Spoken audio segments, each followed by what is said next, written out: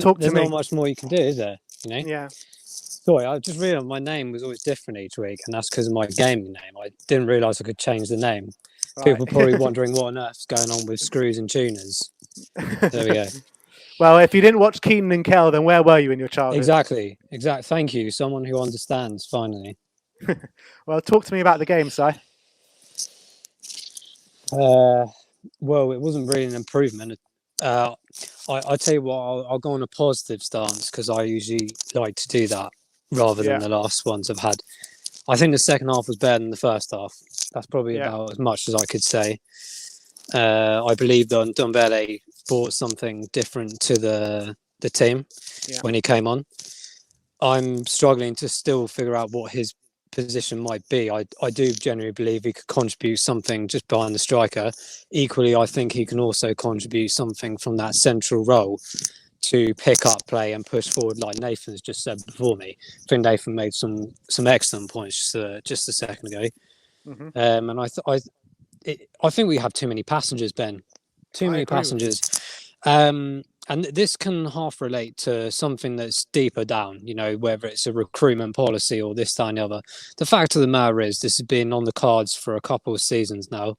We had the great run last year in the Champions League. Fantastic. However, the league form was dipping probably from that January onwards, right? And that even then, that was too late, in my opinion. We're going back to 2.5 seasons now where things should have been added to for now. Not buying players January this year in the hope that in 2 years' time they will come together. Because what's going to happen now is we're going to have the couple of players that came in January, they're going to take a couple of seasons, including Ndombele, if he stays. We don't really have time for that. So we're now going to lose a load of players this summer because of our contract, because they're too old. I'm going to admit that probably 85-90% of those players shouldn't be there anyway. We've got too many passengers. We're not playing for anything. This is the problem I think we've got now. I thought they might have an inkling in them to go, okay, it's mathematically possible to go for the Champions League like me, but they obviously don't have my attitude. So I can't help much in that situation. But the fact of the matter is, you know, these players aren't good enough. I'm struggling to see what we're going to do in the summer. I don't think we've got the money to do it. The only way we're going to fund ourselves is to sell Son or Kane or both. Hopefully we have them for another season.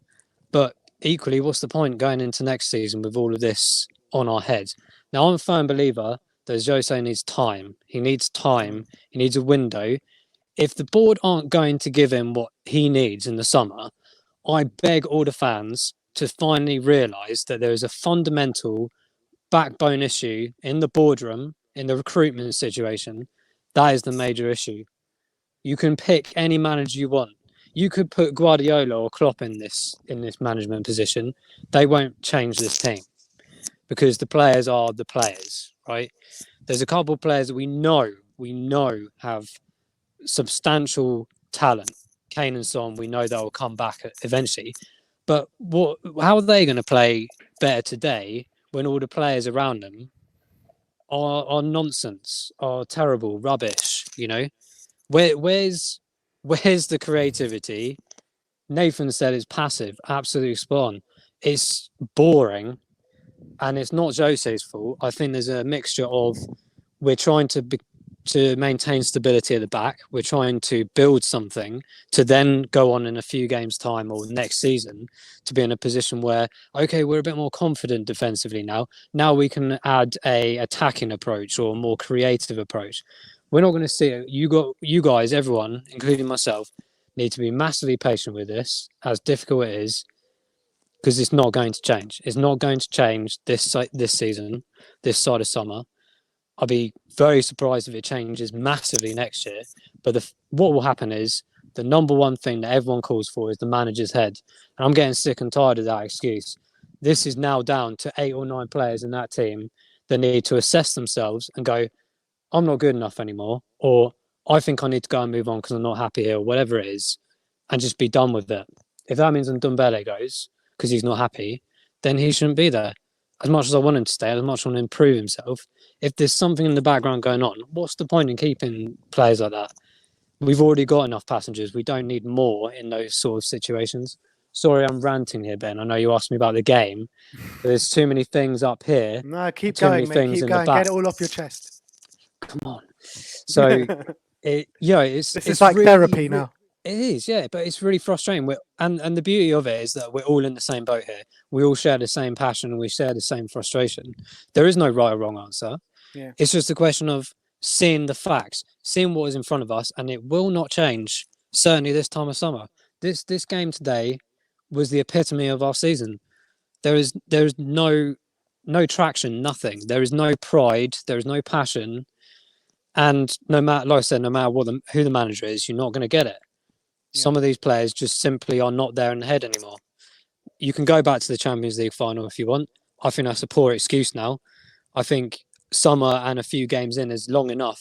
You didn't see Liverpool losing the Champions League final the year before and feeling sorry for themselves. This is the difference between winners. This is the difference of mentality. And I don't know where this mentality comes from. People say it's the Tottenham way, that we just have this barrier in our heads that we can't develop to the top stage. We can't develop ourselves to believe in ourselves. It's like it's in our DNA. But today was, is it better than last week? I don't really know. The second half was an improvement on the first. That's the only real decent thing, apart from on Dembele's cameos today. They're the only two things I can pick out of this game. Lamella, to be honest, has probably been a passenger for the last 7-8 years that he's been here. He's spent 80-90% of his time in a medical room with ice packs on himself or in other countries having operations, holidays, and nothing out of it. And today, when we need some creativity, nothing happens. So who do we turn to? Because Kane's not fit. Kane's not fit enough at all. And he's not going to be this year until next season. This is fat. This is a hamstring injury. I have one myself. I'm not a professional. It took me months and months and months. And even him, he's only been back a short time. So he has lack of energy. And he's got to rely on his team to produce something or get him the ball that he needs to his field. Getting crosses coming in from the right, going all over the place.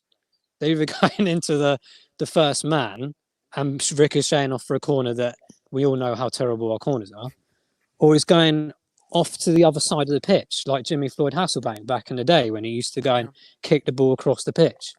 I don't know what we're doing, Ben. It's really frustrating.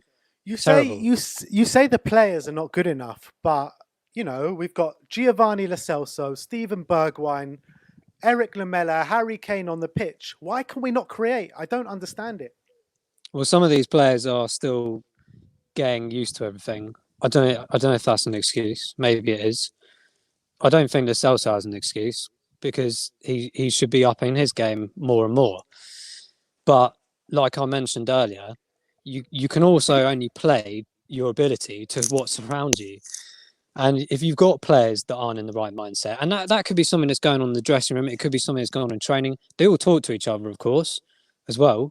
We don't really know what's going on back there, but there's something clearly not clicking. Something's not right back in the dressing rooms or wherever it is they have their conversations, because they should all be gearing each other up all the time and going, do you know what?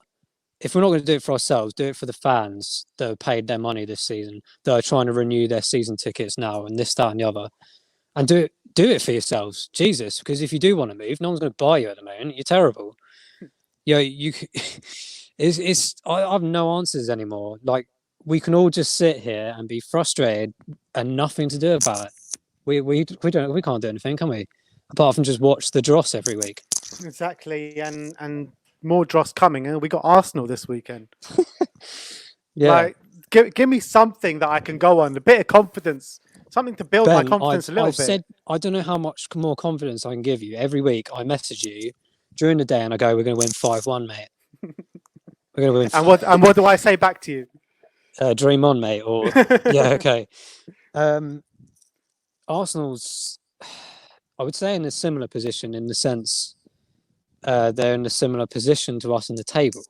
I believe they've had a bit more time to gel and click. People can bang on about us having this 2-3 month period off. That it doesn't matter how much time you have in that period. It's about getting consistency in games and getting a mentality in games. You can have 6 months off and still have the same results afterwards. I know Arsenal have had a bit more time with their manager. I think it was mentioned earlier about Solskjaer and United, about how we're playing how they did pre-Solskjaer. Solskjaer came in and everyone was on his back to get rid of him for the first 3 or 4 months, if you remember. Everyone has short memories here. And now they're playing attractive football. That hasn't happened overnight. That's been a process. And we all have to stick with the process.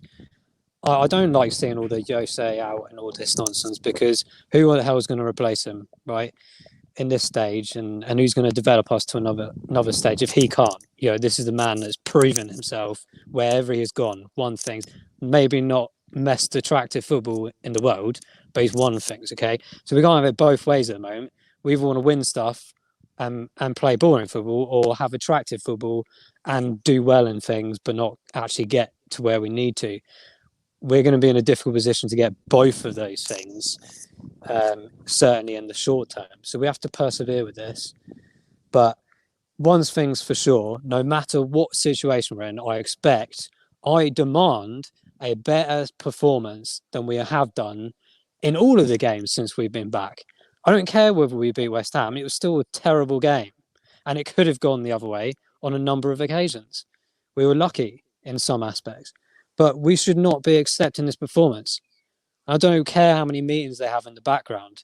These guys get paid enough, they're experienced enough, and they're talented enough to give us something that we all deserve.